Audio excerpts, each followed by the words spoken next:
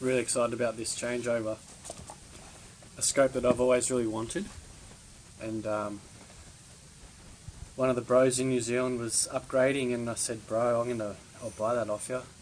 So here we have it, the CDS dial on a Leopold VX2.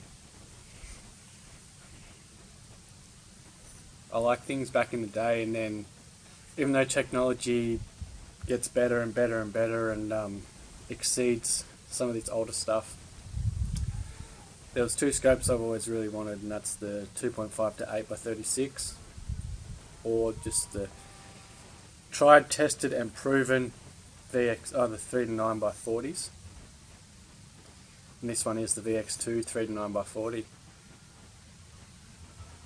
with CDS dial. So we're about to put that on the Kimber 7mm 08, and that should have us being able to dial out to 500 meters, which is a little bit further than what I want to shoot, but for gongs targets it'll be awesome, and more so just for that 300 to 400 range. Instead of holding over or relying on little hash marks, I will be able to just dial in and aim right on the big bugger. So we'll see how we go. We'll get that changed over now.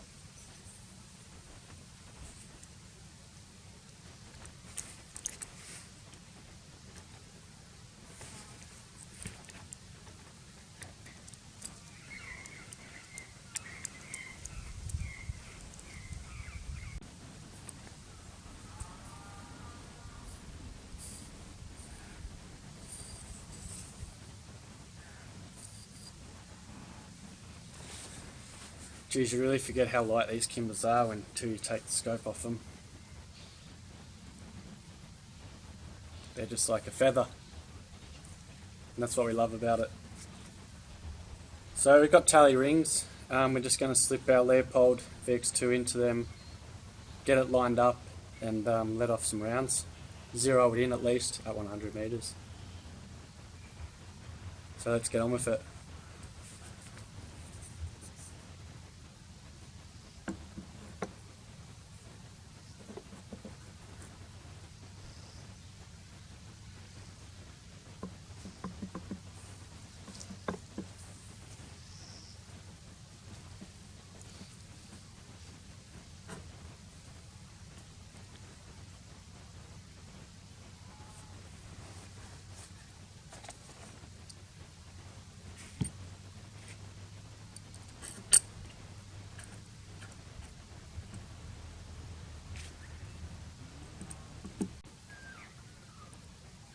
There she is.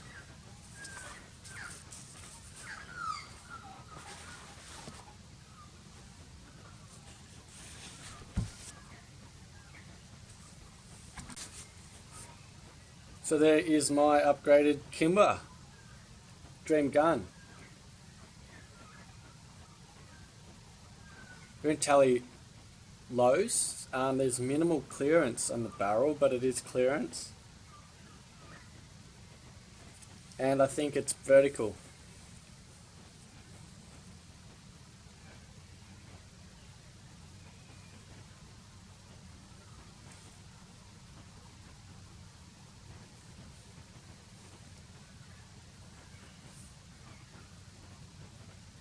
So we're gonna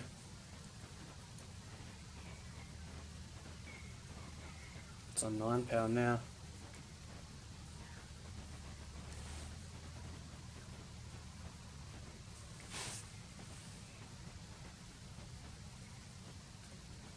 I think it's good to go. We're going to go out in the field, sight this thing in.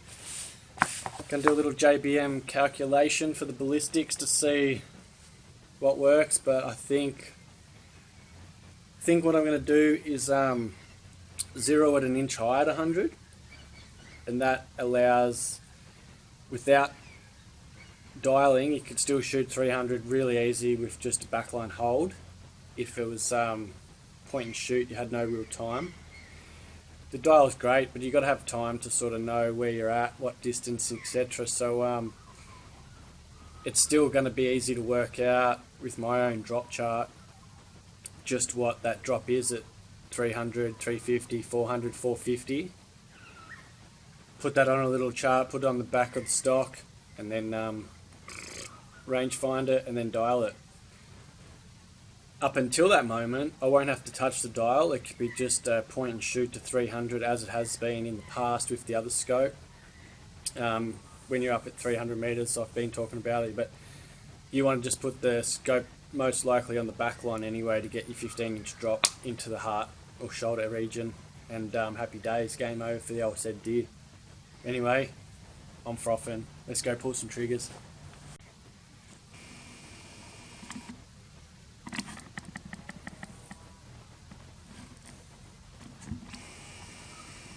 Just going to run a patch through it before we get underway, and make sure we got a clean barrel. I know this Kimber likes a clean barrel, so that would help us in zeroing.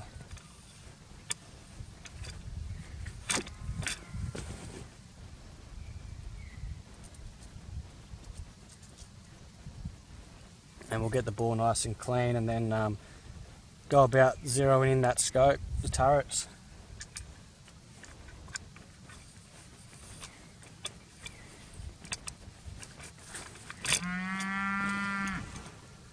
Good to go.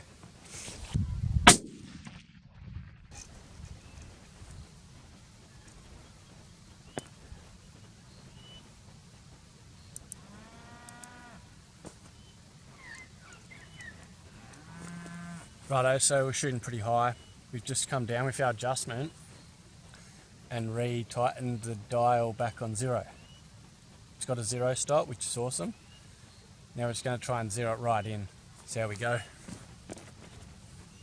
We are shooting 140 gram Woodleys. That's the go-to load for the Sambar with the 7mm 08.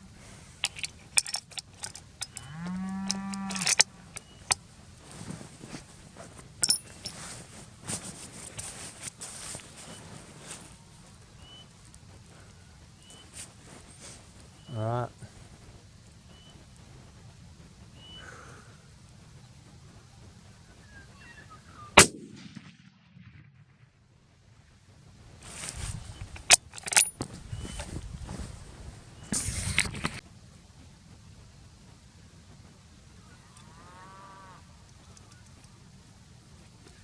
So what that allows is just so I can now go down. With this CDS type of dial, it only wants you to dial up for distance, but because we're actually high and we want to come down, we have to give it some reverse dial ability. So that's loosening it, moving it forward quite a bit.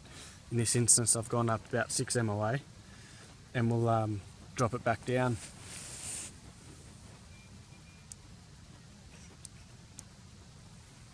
So it should be pretty close to on the money. And we'll just fire that and see how we get on. So let's check it.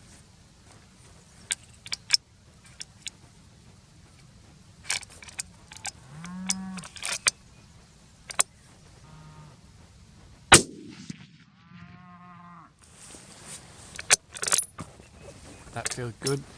Let's go and have a look.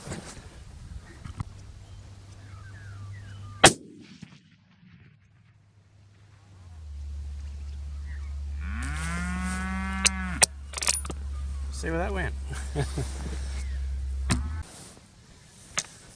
Just let the barrel cool right down and send a couple more. Happy days. Alright, we've got a cold bore again. We're going to send this one up there and see how that goes. Hopefully it lands next to the last one, eh?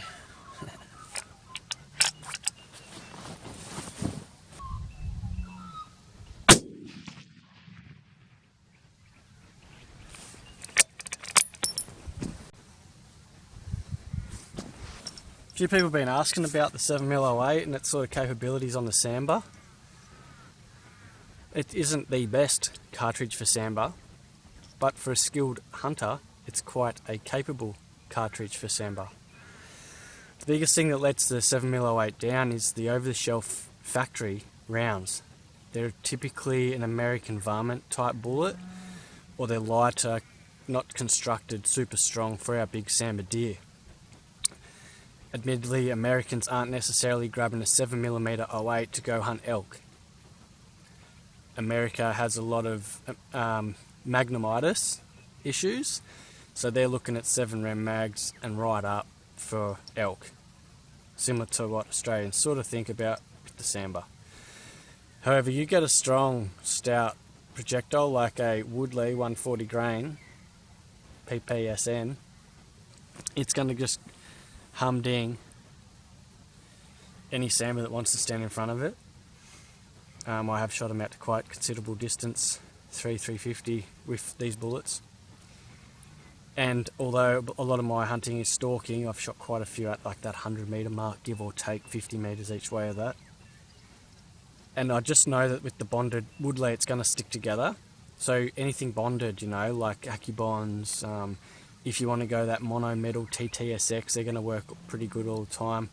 It's not the fastest cartridge in the world, so dropping a lighter bullet, maybe 120 grain TTSX is a better option. The 130 would be good, and 140 they do okay, but probably more suited for a 7 rem mag in my opinion. If you're going to use something over the counter in regards to factory ammunition, I would look into something like a 150 minimum and maybe even a 160 grain projectile if it's just a cup and core, like a core locked or a Federal Blue Box or anything of the like. Even if you're going to start reloading Hornady SSTs, it seems like Hornady is available in Australia at the moment, particularly projectiles and factory ammo. So if you're going to go down that route with SST or something like that, there's nothing necessarily wrong with an SST. They are a bit lighter than not. Just a glorified cup and core projectile, much same as the ELDX. It's just a sleek, glorified cup and core projectile. But just go heavier for caliber. That's my only advice. That ensures that you've got some weight and momentum pushing behind that bullet once it expands to get in and do the job. Try and stay away from the shoulder bones, leg bones, but anywhere around just behind that shoulder or in the front chest is going to be lights out for old Mr. Sambar. But anyway, let's get this load zeroed in and we'll see how we go in the field. We haven't got the best viz today, so we can't put camera on target for the minute, but they're very close to each other. Just gonna see if we can put the third one in there and then call it a day. We're about plus 2 inches high at 100, which suits me for point and shoot, and then after that we can start dialing, especially if we've got time.